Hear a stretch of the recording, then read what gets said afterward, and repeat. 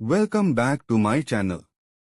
ఈ రోజు కథలోకి వెళ్ళినట్టయితే ప్రతిరోజు మధ్యాహ్నం సమయంలో మిస్టర్ కపూర్ అనే ఒక వృద్ధుడు పార్క్లో ఉన్న ఒక పెద్ద చెట్టు కింద ఉన్న చెక్క బెంచ్పై కూర్చుంటూ ఉండేవారు.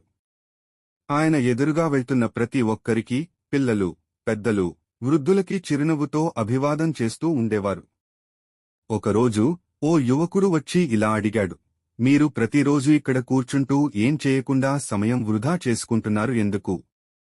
మిస్టర్ కపూర్ చిరునవ్వుతూ జవాబిచ్చాడు, నేను ఏం సమయం వృధా చేయడం లేదు. నేను నా జీవితంలోని అనుభవాలను గుర్తు చేసుకుంటున్నాను.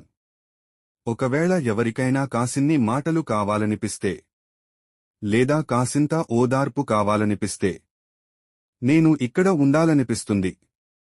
ఆ రోజు ఆ యువకుడు కూడా ఆయనతో కూర్చున్నాడు. వారిద్దరూ గంటల తరబడి మాట్లాడుకున్నారు. జీవితం గురించి, నిర్ణయాలు, పశ్చాత్తాపాలు, ఆనందం గురించి ఇలా చాలా సమయం గడిపారు.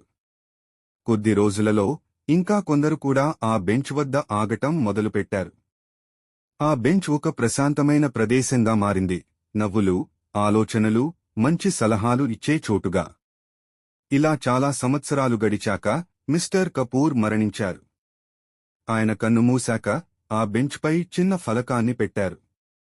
దానిపై ఇలా రాయడం జరిగింది, ఆయన మనకు తన సమయాన్ని కేటాయించారు. మనం జీవితాన్ని ఎంత విలువైనదిగా చూడాలో గుర్తుచేశారు.